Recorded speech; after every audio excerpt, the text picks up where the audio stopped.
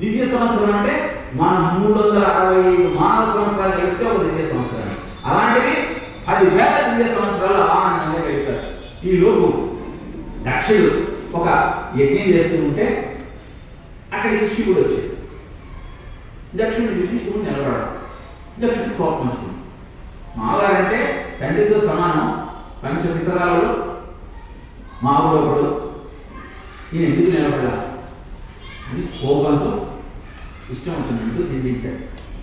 మానవీయుడు మర్యాద లేనివాడు అని. ఆ నింద స్తుతి.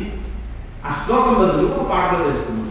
ఏం గొప్ప ఏం గొప్ప ఏం గొప్పలో నీదేం గొప్ప ఏం గొప్ప ఏం గొప్పలో, ఏం గొప్ప ఏం గొప్ప ఏం గొప్పలో నీదేం గొప్ప ఏం గొప్ప ఏం గొప్పలో. కపాలంలో వింటానంటో శ్మశానంలో ఉంటానంటో, కపాలంలో వింటానంటో శ్మశానంలో ఉంటానంటో, అడిగిన వాళ్ళందరికీ ఊడిదే ఇస్తానంటో. ఏం గొప్ప నీదేం గొప్ప, ఏం గొప్ప ఏం గొప్ప ఏం గొప్పలో నీదేం గొప్ప